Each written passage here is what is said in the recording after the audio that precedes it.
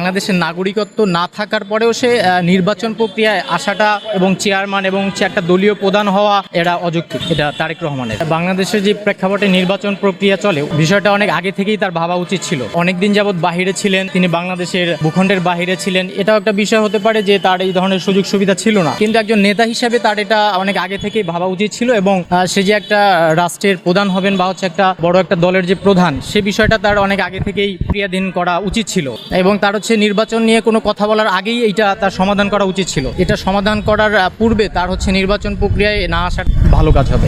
শর্ত দিয়ে গেছিলেন তিনি বাংলাদেশে কখনো আর ফিরবেন না বা হচ্ছে রাজনীতিতে তিনি আর আসবেন না, এই বিষয়টা তিনি কিন্তু তৎকালীন যেই কেয়ারটেকার ছিল তাকে কিন্তু তিনি এটা উল্লেখ করে গিয়েছেন। তিনি আর কখনোই বাংলাদেশে আসবেন না এবং রাজনীতি করবেন না, এই বিষয়টা তিনি স্পষ্ট করে গেছেন। এটা অবশ্যই আমরা অনলাইনে দেখেছি এবং হচ্ছে এই বিষয়টা আমরা যে মাননীয় প্রধানমন্ত্রী খালেদা জিয়া তার মায়ের মুখ থেকেও আমরা সেটা জবানবন্দি আমরা শুনেছি। তিনি বলেছেন যে আমার ছেলে আর কখনোই বাংলাদেশে আসবে না, তিনি আর কখনোই রাজনীতিতে প্রবেশ করবেন না, এই কথাটা তিনি স্পষ্ট করার পরেই তাকে হচ্ছে বাইরে পাঠানো হয়েছিল। এই বিষয়টা যদি আমরা বিবেচনা করি, সেক্ষেত্রে তিনি বাংলাদেশে আসার দাবি রাখেন না এখনো।